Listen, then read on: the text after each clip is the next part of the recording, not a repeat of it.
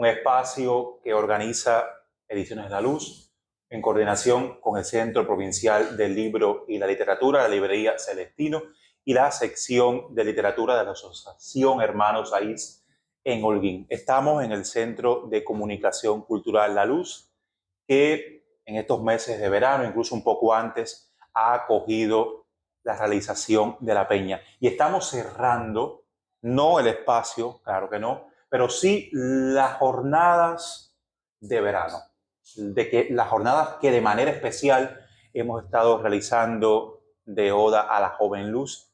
Esta peña que con mis invitados podrán intuir, lleva como título por título uno de los versos de Eliseo Diego. Estamos cerrando con la obra de un poeta fundamental, no solo en Hispanoamérica, sino en lengua española, un poeta básico para comprender los senderos de la literatura y la espiritualidad en nuestro idioma, no solo en el siglo XX.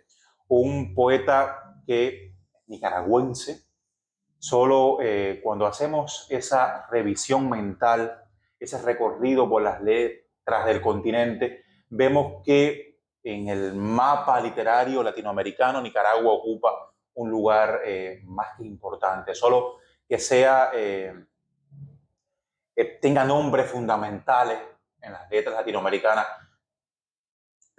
partiendo desde Rubén Darío, ese príncipe de las letras en el siglo XIX y parte del XX, o nombres como Gioconda Belli, La Libera Alegría, una serie del propio Coronel Urtecho, y el poeta que nos estamos homenajeando en la mañana de hoy, Ernesto Cardenal, cuyo centenario celebramos este año, y La Luz no quería dejar de pasar, no podía pasar la fecha de que no estuviéramos celebrando como ahora los 100 años del natalicio de Ernesto Cardenal, y al mismo tiempo recordando los 5 años que también se cumplieron el pasado julio del fallecimiento de el autor de muchos poemarios importantes, clásicos en la literatura latinoamericana. Para ello nos acompañan dos amigos que son amigos de La Luz, el editor, poeta, narrador, periodista Eugenio Marrón Casanova, y el también poeta, promotor cultural Gilberto González Seix. Ambos han leído a Ernesto Cardenal con avidez, con ese gusto por la buena poesía, y en diferentes momentos también conocieron al gran poeta nicaragüense. Yo quiero darle en un primer momento a Eugenio que nos resuma esas claves medulares, Marrón, para comprender, conocer y leer bien a Ernesto Cardenal en clave de la buena y la gran poesía en lengua española. Gracias, Erian, y gracias a los amigos que están con nosotros aquí en Ediciones La Luz en Holguín y que están a través de las diversas plataformas en las cuales está situado este programa, este espacio. Yo creo que la mejor biografía de un poeta siempre es su poesía. La poesía es el acto más grande que puede tener un poeta, y es también la posibilidad de su vida. Su vida siempre es su obra poética, en el caso de los autores de poesía. Y en Ernesto Cardenal eso tiene un latido muy particular. Ernesto Cardenal, que desde muy joven estuvo a la sombra de personajes, de voces centrales que ayudaron a conformar su voz poética, que ayudaron a conformar su visión del mundo de la poesía. En primer lugar, la experiencia de formación como joven novicio en Kentucky, en los Estados Unidos, a la sombra de Thomas Merton, una de las figuras cardinales del pensamiento cristiano, autor de obra ensayística y de miradas profundas desde ese territorio, desde ese género literario, sobre la creación y su vínculo con la espiritualidad cristiana, y también la huella definitiva, y eso está testimoniado por el propio Ernesto Cardenal en numerosas entrevistas, de la poesía de Ezra Pound, ese autor que, al decir del gran Roberto Bolaño, no era un poeta, era una literatura. Y esa literatura llamada Ezra Pound fue definitiva en la formación de la voz poética de Ernesto Cardenal. Hay 5 estaciones que yo creo son las que deslindan el orbe poético de Ernesto Cardenal. En primer lugar están los poemas de juventud, los poemas que él escribe entre su noviciado en la abadía de Getsemaní en Kentucky, los poemas posteriores a su regreso a Nicaragua, luego su estancia en México, poemas donde aborda coordenadas políticas, ya se sabe, son los años en Nicaragua de la lucha contra la dictadura de Somoza, pero también poemas de amor, de mucha sutileza, de hermosura dentro de los cánones de la lengua, y en los cuales se percibe el aprendizaje que ya va haciendo el joven poeta Cardenal, sobre todo de la poesía que viene del área de las lenguas inglesas y la poesía que viene también de alguien que presumiblemente no tiene que ver nada con Cardenal, pero él mismo se ha encargado de refrendar que sí, que forma parte del latido de su poesía, el príncipe Rubén Darío. Esa primera estación es la que conforma el inicio, la vida poética de Ernesto Cardenal, del joven Ernesto Cardenal, joven novicio, joven sacerdote después, que escribe poemas hermosos, epigramas de amor, la oración por Marilyn Monroe, que es un texto de una belleza inusual y de una mirada poco conocida sobre esa gran estrella del cine.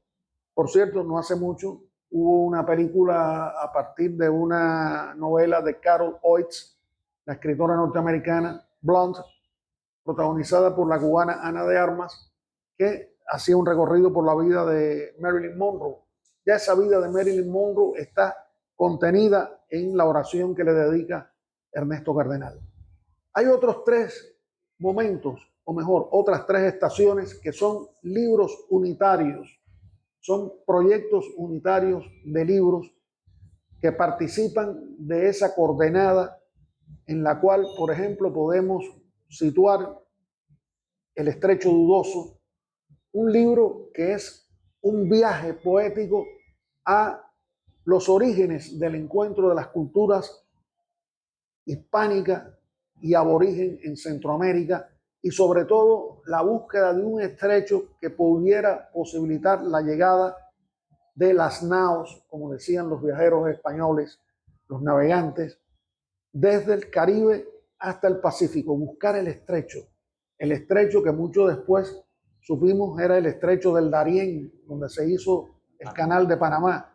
Pero ese estrecho dudoso, asentado en crónicas de Indias, en los viajeros, en los conquistadores, es también la historia de la conquista, colonización, y como todo conquista y toda conquista y colonización, sangre, misterio, muchas cosas que se dan cita a la hora de recorrer esos momentos. El estrecho dudoso de Cardenal, apropiándose también del lenguaje de los cronistas de Indias, construye un mundo que te parece, tú como lector, estarte adentrando en los momentos en que se van estableciendo esas luces y esas sombras.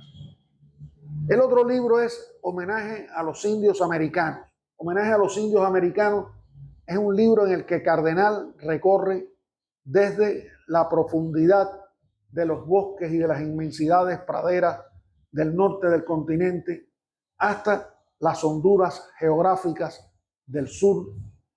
Todo un recorrido por los indios de América.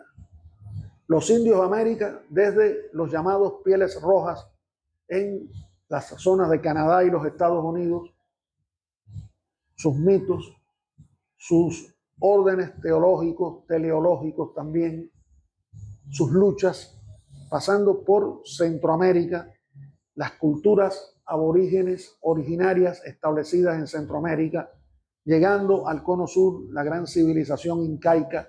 Todo eso le permite a Cardenal homenajear, como dice el libro, homenaje a los indios americanos, que es una visión, una suerte de establecer una cosmogonía poética a partir de esos grandes instantes civilizatorios que formaron parte del origen de América. Ese es otro de los momentos, otra de las estaciones, la tercera estación, llamaría yo, de Ernesto Cardenal. La cuarta es otro libro unitario, Canto Cósmico.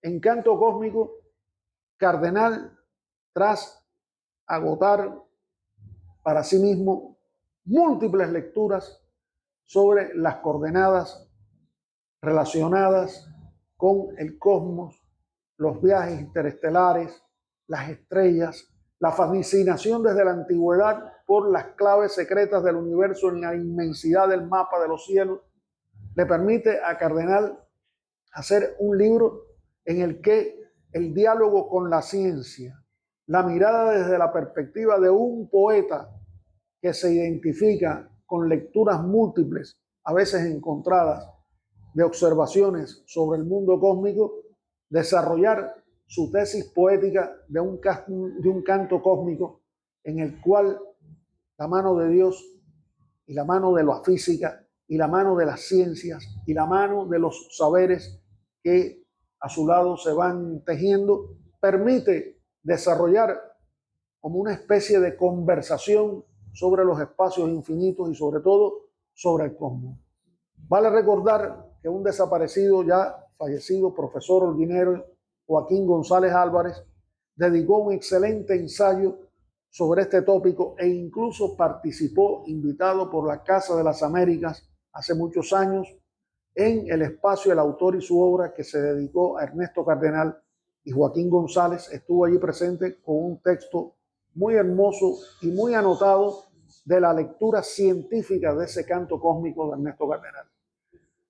Y la quinta estación de Ernesto Cardenal son los poemas que fueron naciendo posteriormente en diversas situaciones, en diversos instantes de su vida, y que fueron apareciendo en diversas publicaciones del mundo iberoamericano.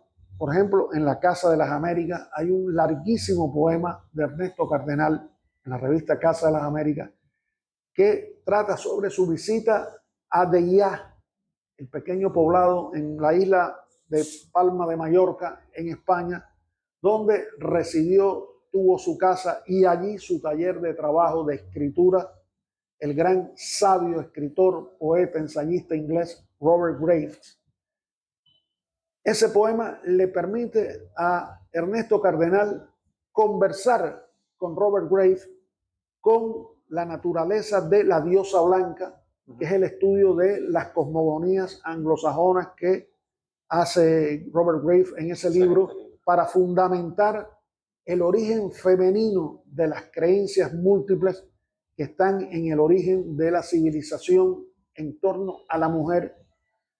Y ahí, en ese poema, Cardenal va desglosando su encuentro, una conversación con Robert Graves que se convierte en una verdadera lección de un poeta que lee a otro poeta, de un poeta que desentraña claves de creación propia de los mitos de la poesía a través de la escritura que ha hecho otro poeta, y a su vez da testimonio del encuentro de él con Robert Graves.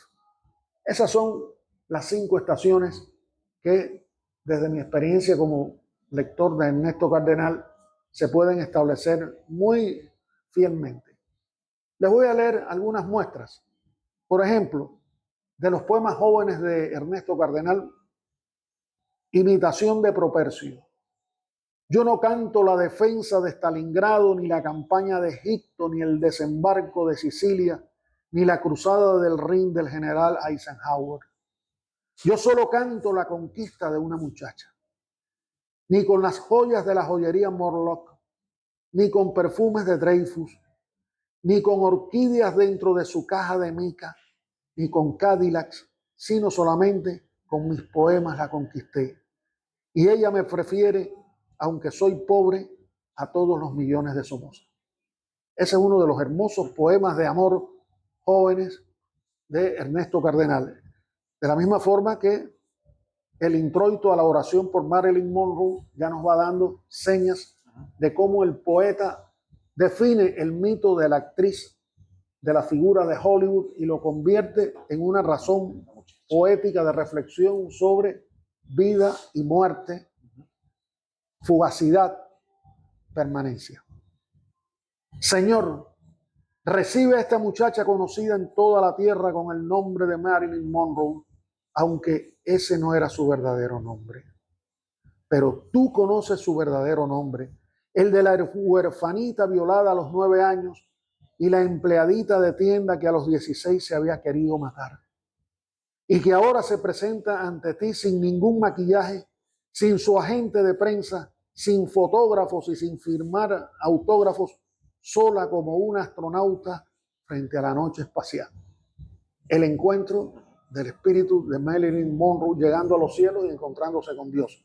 Es el comienzo de este hermoso poema de Ernesto Cardenal.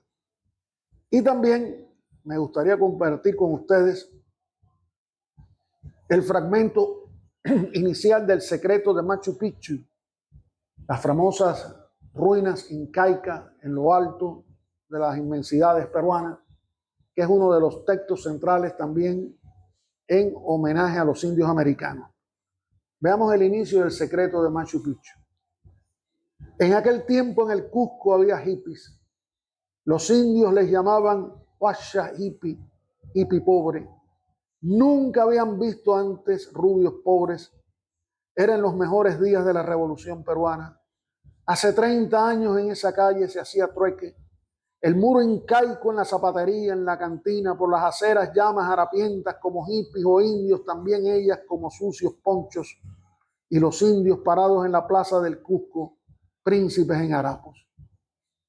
Y finalmente, a manera de muestra de lo que es el cántico cósmico, este fragmento en el cual se refiere muy bien lo que yo apuntaba en torno a la inquietud de Cardenal por convertir en verso, convertir en materia de poesía de un largo, gran poema unitario su encuentro con las inmensidades cósmicas.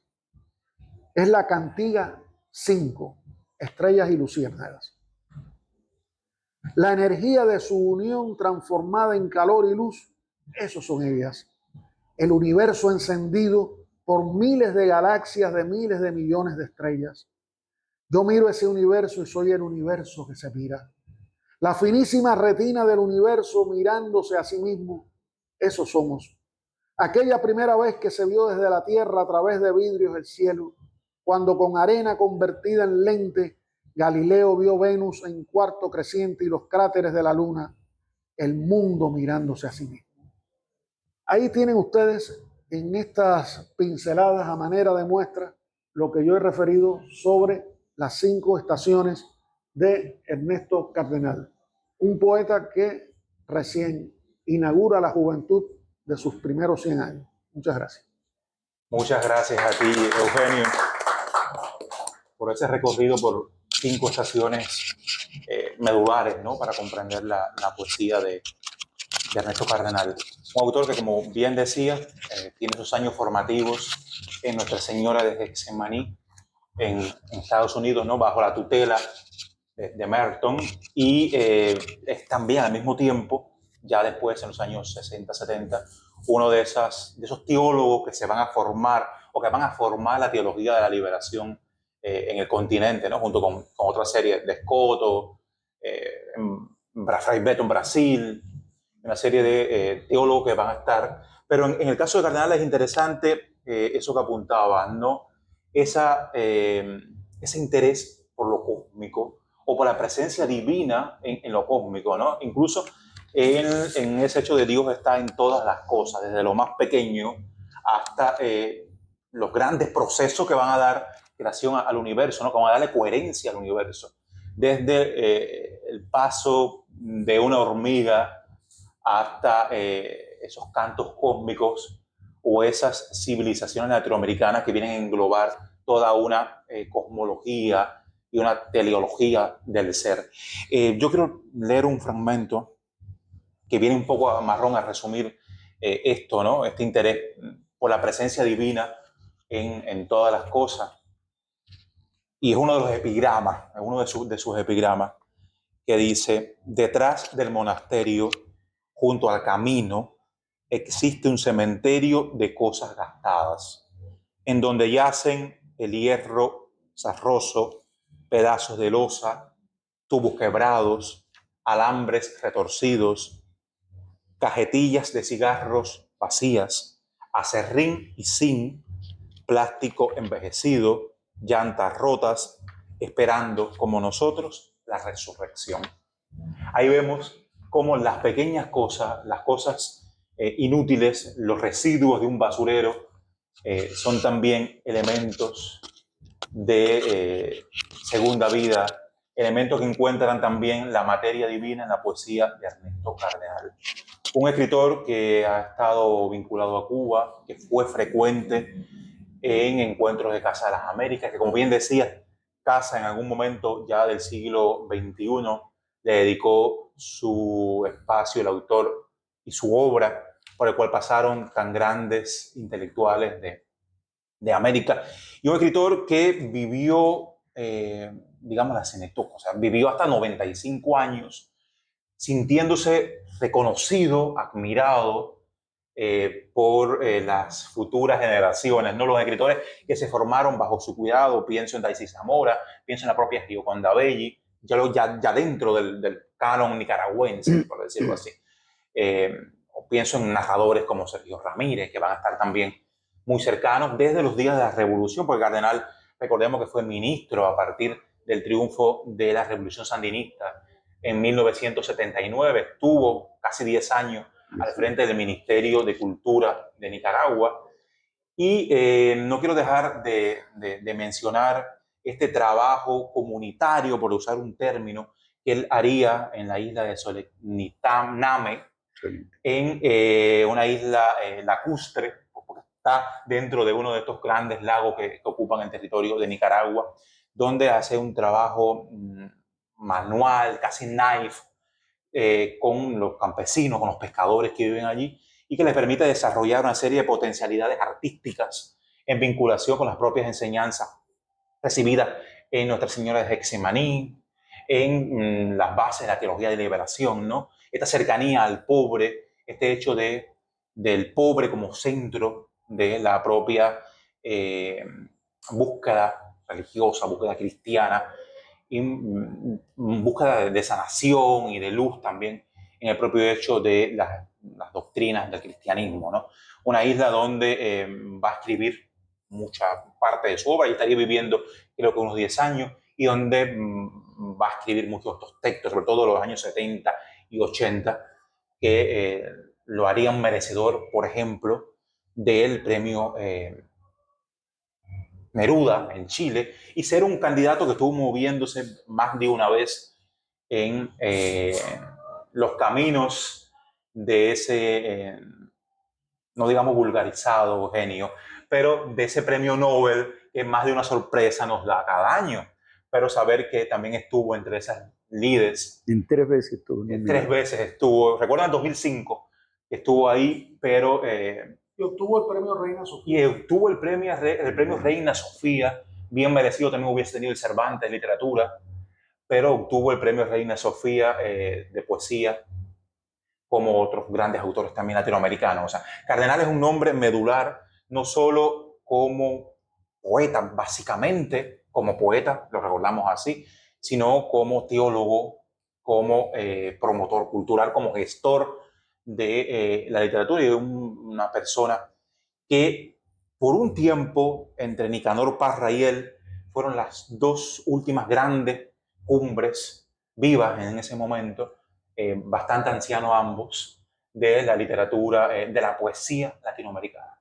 Estaban en Chile, Nicanor, en Nicaragua, Cardenal, de alguna manera siendo por bastante tiempo esa especie de faros poéticos que tanta falta hacen. Y ejercieron una grandísima influencia. Influencia, sin dudas. En las generaciones poéticas jóvenes posteriores. Tanto los y dos. sobre todo sobre jóvenes poetas cubanos de los años 60, cuya obra también tiene una marcada huella de Ernesto Cardenal. Pienso, por ejemplo, en Wilson Overa o en Guillermo Rodríguez Rivera, que eran lectores y conocieron a Cardenal. En algún momento, Víctor Casaus. Sergio Ramírez habla de que en Nicaragua se le catalogó con el término de poeta exteriorista a Cardenal, ¿no?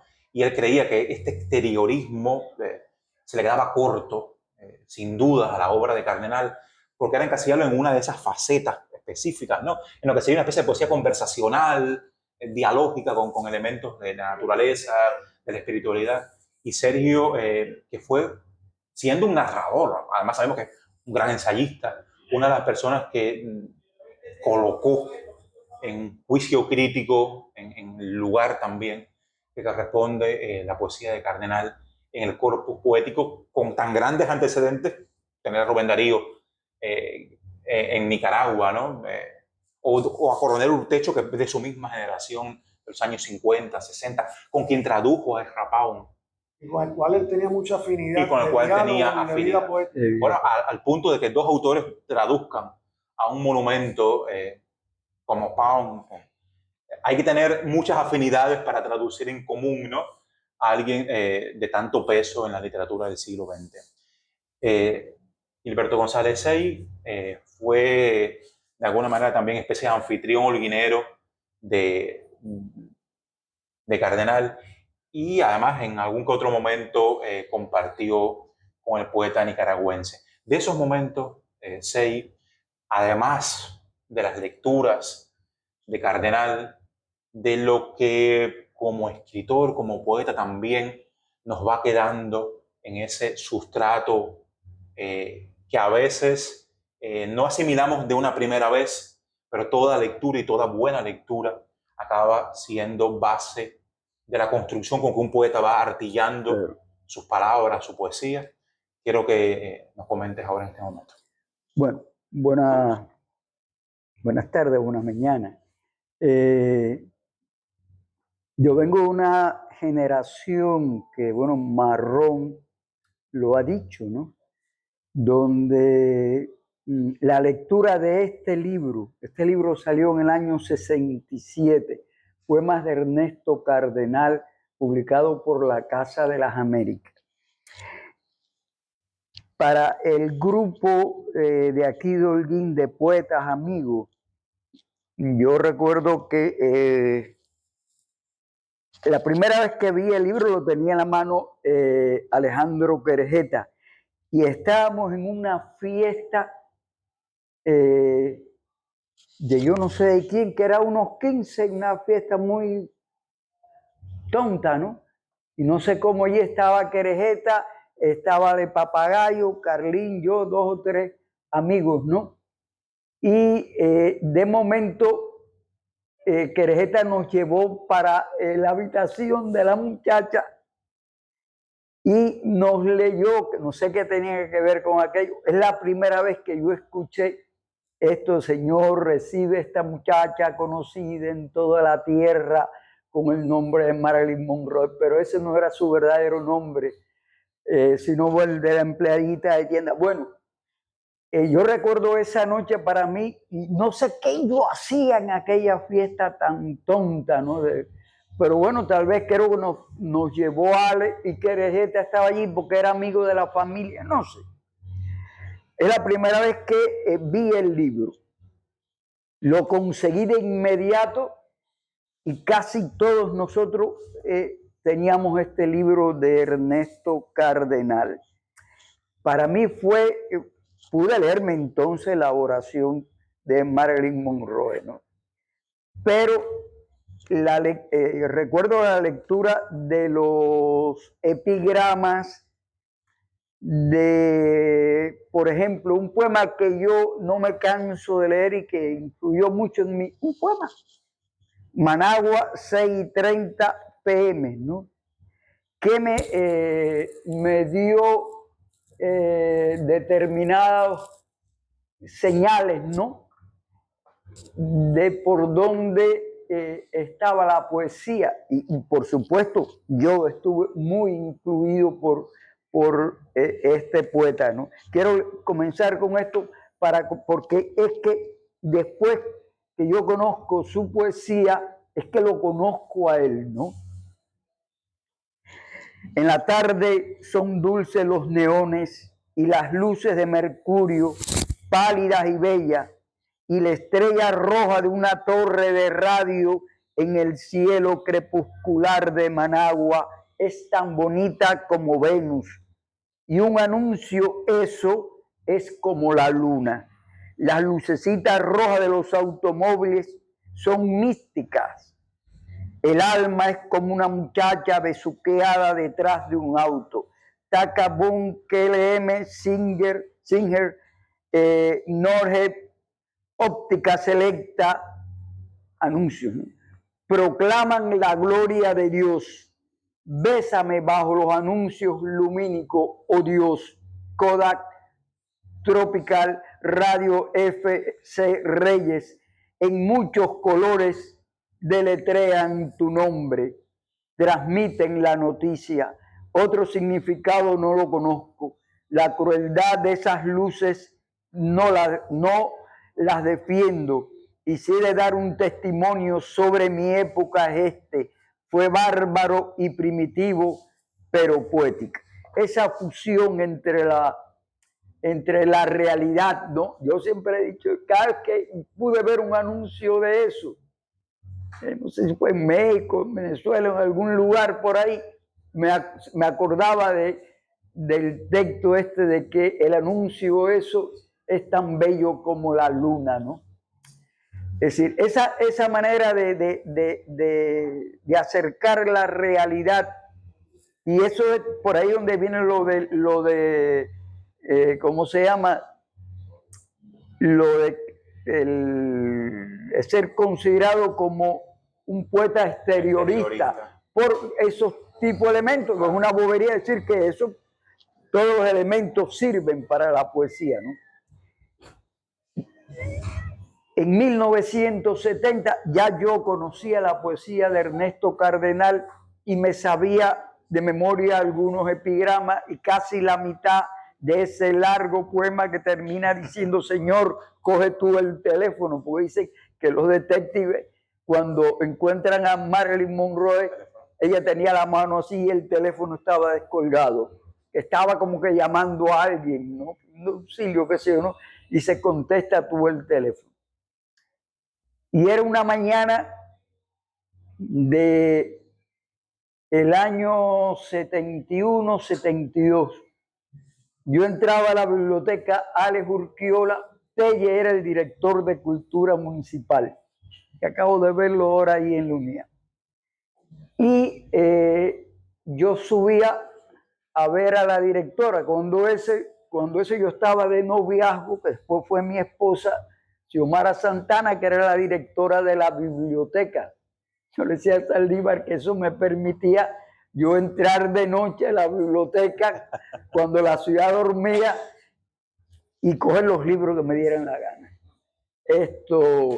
Bueno, voy subiendo la escalera y Telle bajaba con este hombre que venía con una camisa blanca, tipo campesino, eso de los nicaragüenses, sin cuello, un pitusa, unas botas, recuerdo que eran peludas, unas botas peludas, y traía por dentro un crucifijo, a veces lo sacaba, a veces se lo echaba, ¿no? Y una boina negra, la barba y el pelo. Cuando yo digo, este no puede ser, ya yo había visto fotos de Ernesto Cardenal. Y Telle dice, mire, quiero presentarle a no dijo poeta, a un amigo, no sé qué, y le doy la mano a Cardenal y Telle me pide, andaba con Enrique Cirules.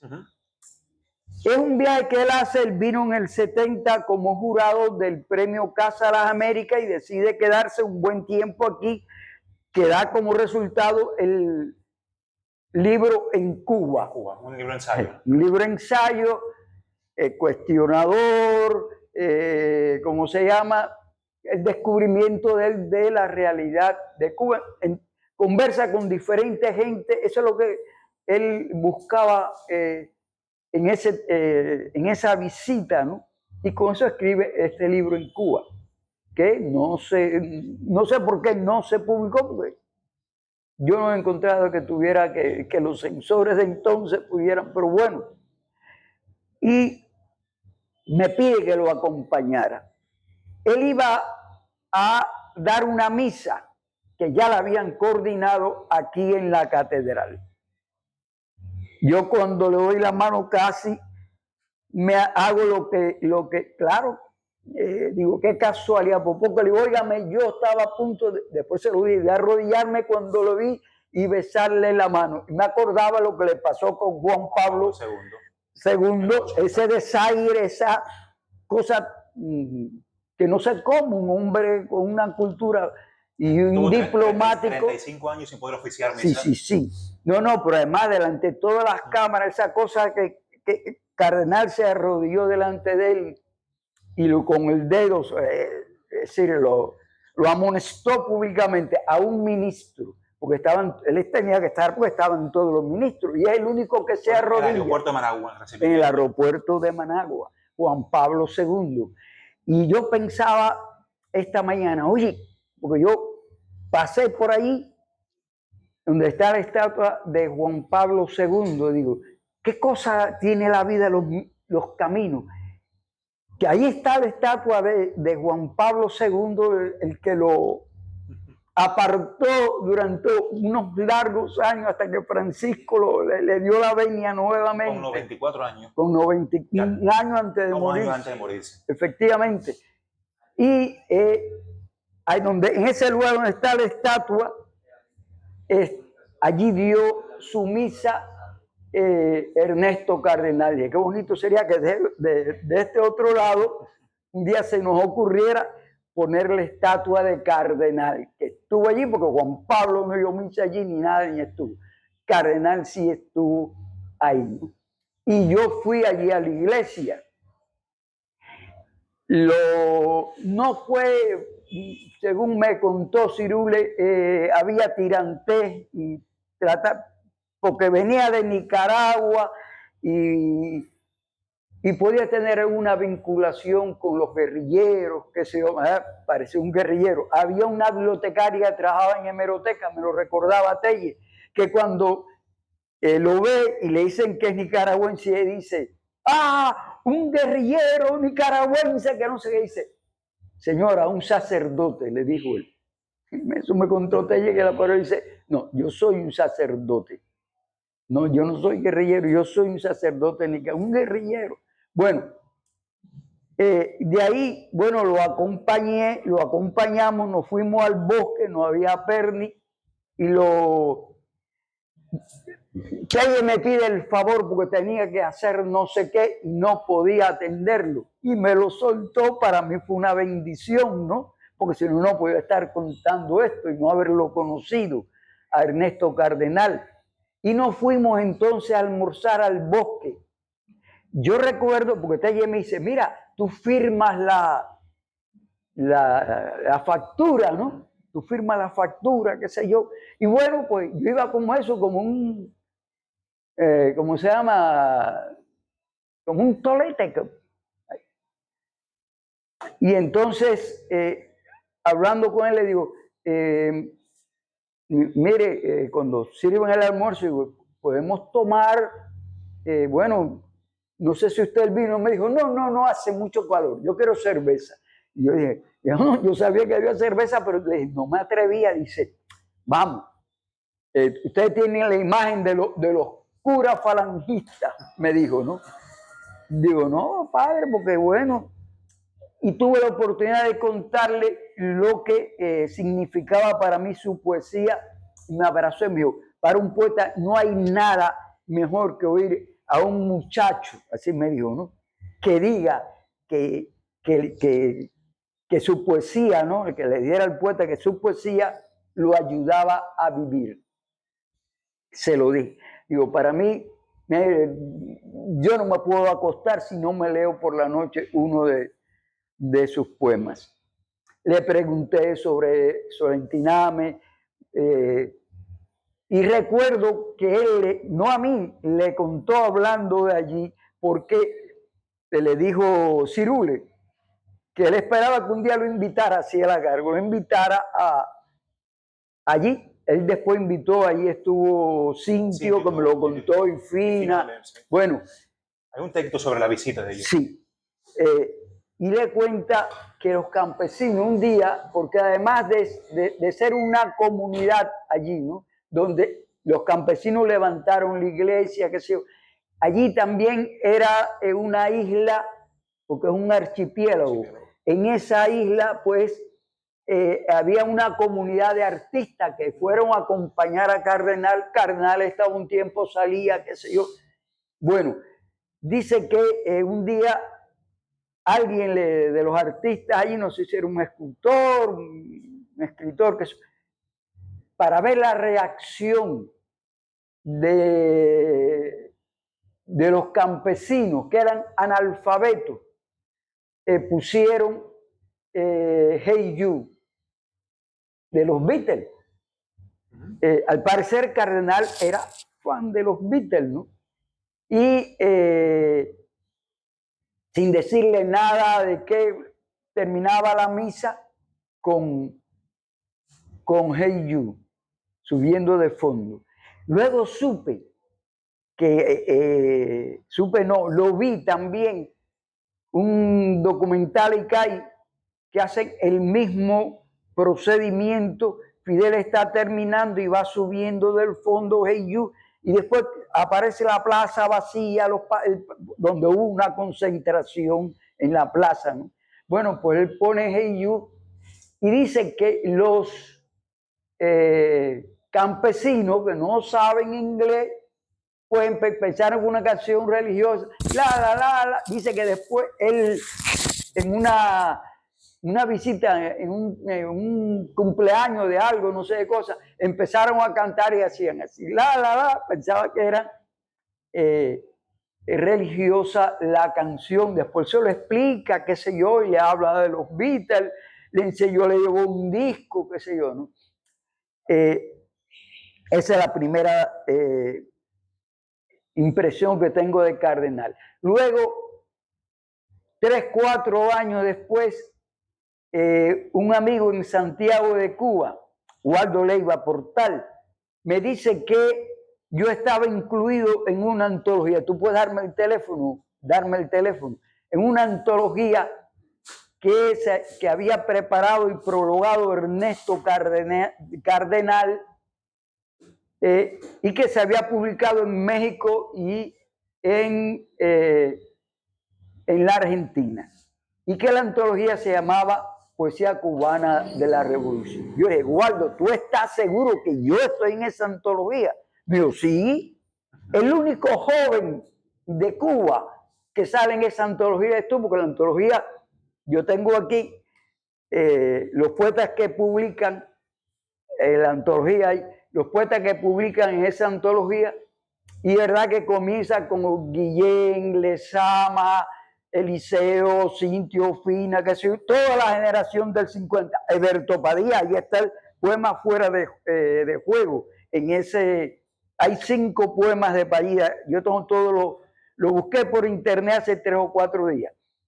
Y yo dudaba eso. Eso fue en el año 75. La antología salió en el 76, porque la antología salió en el 76, y en Estados Unidos también se publicó. Y yo no me atreví a veces a decir que yo estaba en una antología, que me había seleccionado Ernesto Cardenal, que yo estaba en la antología. No había ningún holguinero. Santiaguero está Coscauce y Efraín Naderó, ya.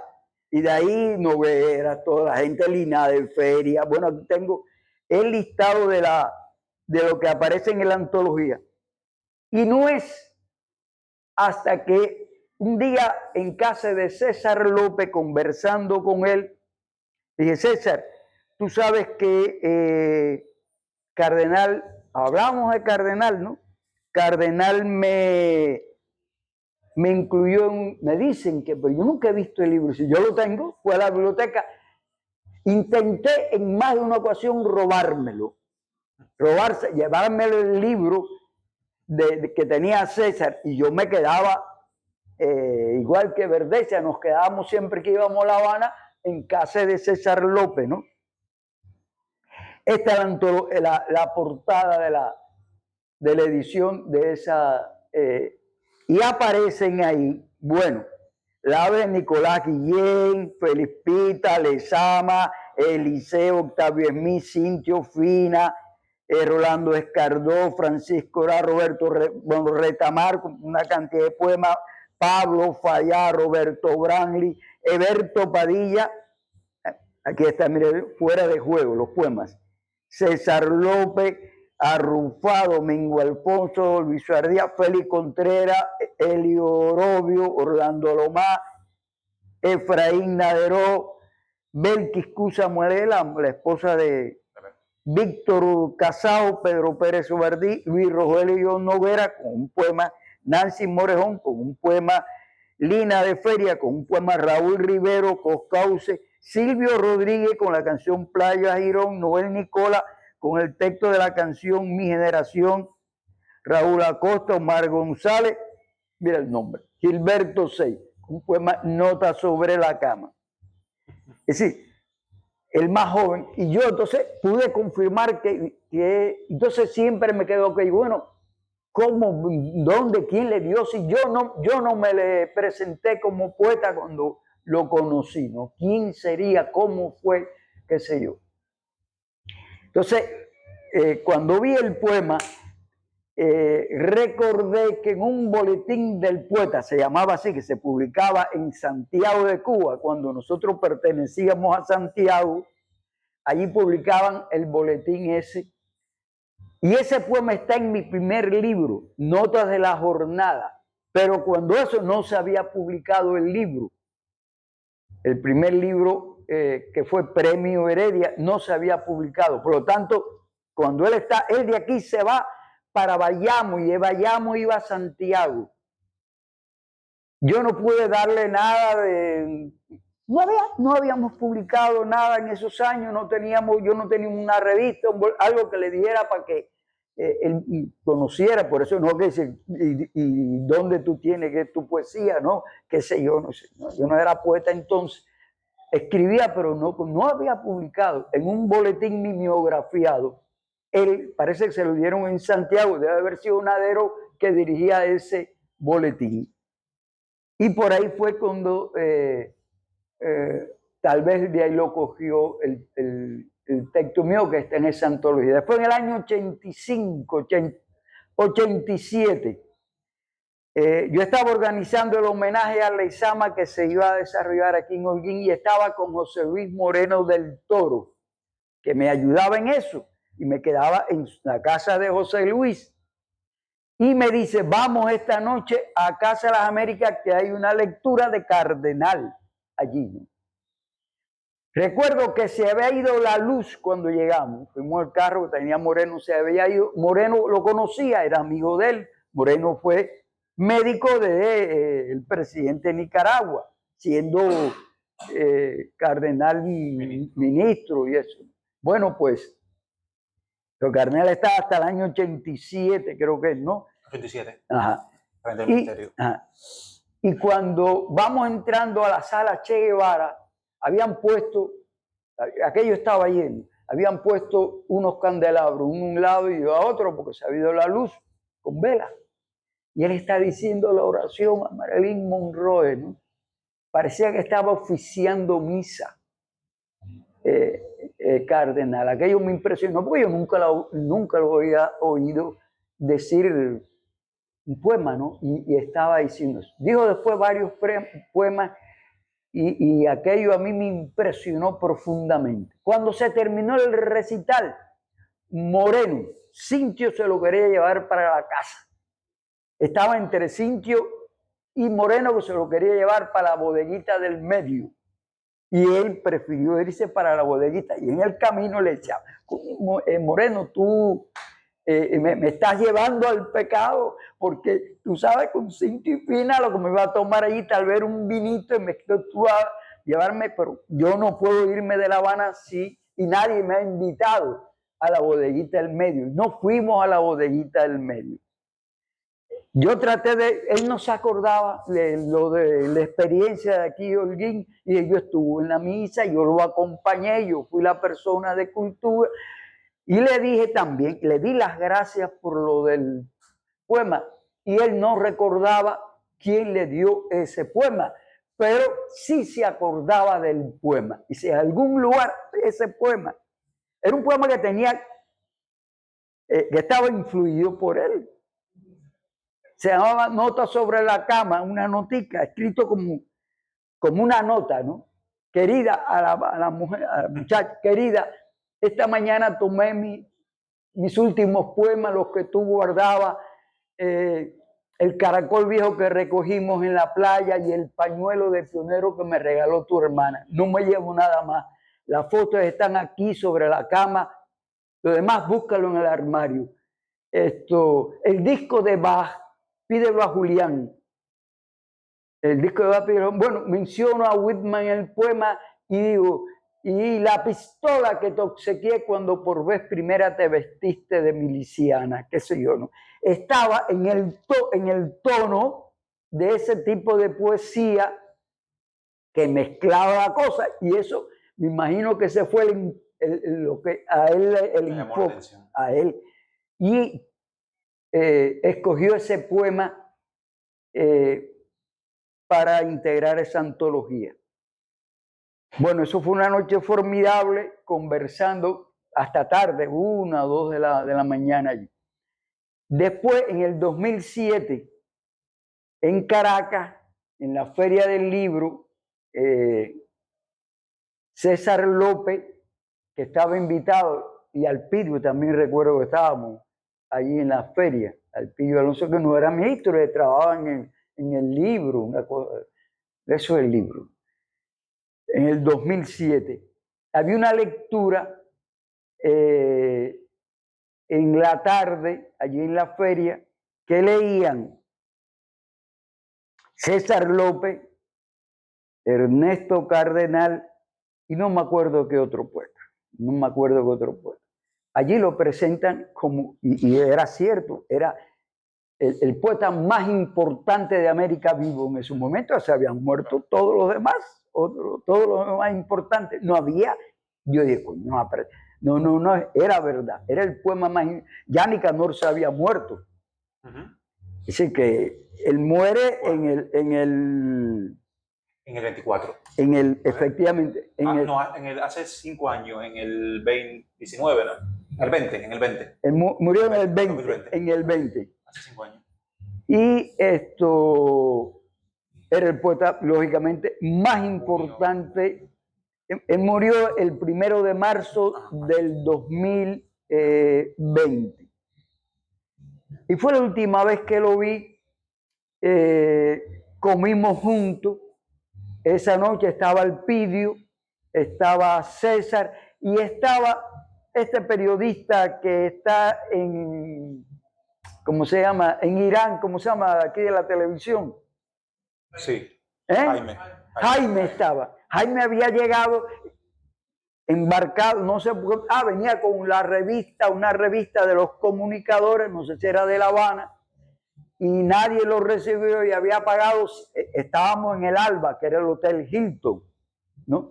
Y había pagado $100 y pico la habitación y estaba en ese trajín esperando que se cuando. Bueno, resolvió, vinieron la gente del comité, lo mismo que sucede aquí, ¿no? Él tuvo que pagar, dice, llegué con sueño, no había nadie y le retribuyeron el dinero. Y comimos juntos allí, ¿no? Con Cardenal. Esa fue la última vez que lo vi. Ya él tenía allí, en el 2007 tenía 82 años. Y yo lo había conocido cuando tenía 45 años, aquí en la ciudad de Holguín, ¿no?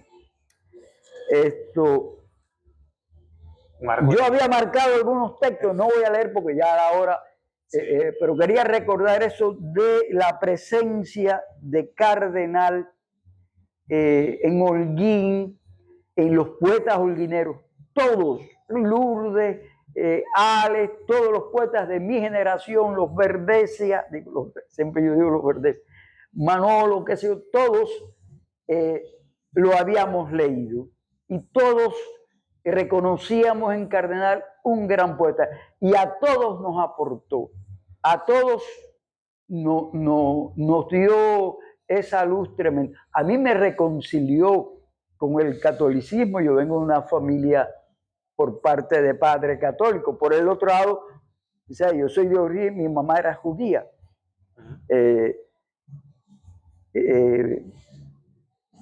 Por la parte de los 6, pero me reconcilió con... Yo se lo dije a él, ¿no? Y sentí mucho aquello de que esa imagen de él arrodillado delante, eso nunca se lo he podido permitir a Juan Pablo II. Claro que yo lo hablaba el otro día con Saldívar y él me recordaba que además los sandinistas lo habían invitado y él había, hasta que por fin, hasta que decidió ir. Todo el mundo sabe que él tenía una postura anti-izquierda totalmente. Imagínate lo que él sentiría por la teología de la liberación, ¿no? Y un sacerdote que estaba diciendo que, ¿cómo se llama? A Miguel de Escoto también, a Miguel de Escoto, en el mismo año. A su hermano. Al hermano de Cardenal. Fernando Cardenal, y al otro que era ministro de Bienestar. Eran 4. El ministro de... sí. Pero bueno, este que era sacerdote, que era el ministro, ese sí después abandonó los hábitos y se casó, está casado, qué sé yo, trabaja actualmente en una universidad allá en Managua. Pero yo se lo sentí terriblemente, ¿no?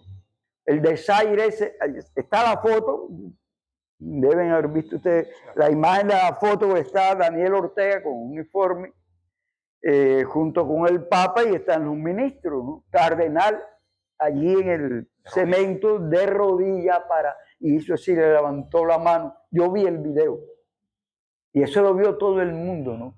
Y mucha gente, y hubo comentarios muy fuertes contra el Papa en ese momento, porque eso no, con un sacerdote, con un poeta, y era además ministro en esos momentos, un ministro, estaba él saludando a los ministros. Eso fue un gesto de descortesía, que ya lo otro tenía que haberlo llamado, cogerlo por la oreja, pero no hacerlo públicamente, y de un gran poeta, Yo eso nunca se lo perdoné. No quisiera que quitaran la estatua de allí, quisiera que pusieran al otro lado lo de Cardenal. Pero bueno, tuvimos la suerte, los holguineros, tuvimos en una ocasión a Pablo Neruda aquí en Holguín, tuvimos también esta ocasión, y tuvimos a John Paul Sartre y a Simón y a la esposa, aquí en Holguín, ¿no? Que se merecen también su plaquita, ¿no? Que la medalla que se le ponen a la ciudad. Aquí estuvo también Ernesto Cardenal. Agradecerle porque para mí asistir esta mañana aquí es un acto de amor hacia ese gran poeta de la lengua, esa persona además amable, ¿cómo se llama? Humano hasta las últimas consecuencias. Bueno, entonces les agradezco. Esto no voy a leer nada. Gracias a ti, Gilberto, muchísimas gracias. Estos espacios son también actos de amor y actos de justicia poética y actos de recordación y sobre todo de invitación a quienes no lo conozcan, comenzar a leer la poesía de Ernesto Cardenal, y a quienes la hemos leído, volver a esa poesía o volver o encontrarnos con zonas que no conocíamos Claro. de la poesía. Y sobre todo de Ernesto los jóvenes. Es importante que los jóvenes, las nuevas generaciones, los jóvenes lean a Cardenal, porque es una de las voces esenciales de la poesía del continente nuestro. Esa intención es la columna vertebral del espacio. Hemos tenido muchas evocaciones a lo largo de todo este tiempo y las seguiremos teniendo, claro, por ese interés de Ediciones La Luz, por el interés de la editorial de motivar, de invitar y al mismo tiempo de rendir homenaje. Este propio hecho es una invitación al, claro, descubrimiento y a la lectura. Despedimos silenciosamente a Eugenio Marrón poco antes. A ti te agradecemos el hecho de estar aquí, de estar esta mañana con nosotros evocando y recordando la poesía y también esos recuerdos que nos has compartido sobre la estancia holguinera de Cardenal, esos otros momentos que compartiste con él. Yo, antes de despedir, ya estaremos anunciando las fechas específicas, pero en septiembre también tendremos dos momentos, dos espacios en donde estaremos recordando otro centenario, porque el 2025 ha venido cargado de centenarios, que son los 100 años del natalicio del narrador brasileño Rubén Fonseca, celebrados también este año, y estaremos evocando un poco con un aniversario cerrado la figura de Mario Benedetti, que también ha estado tan cercano a la literatura cubana y a las generaciones, sobre todo a partir de los años 60 hacia acá. Así que con Rubén Fonseca, con Mario Benedetti, estaremos encontrándonos en este mismo espacio durante el mes de septiembre.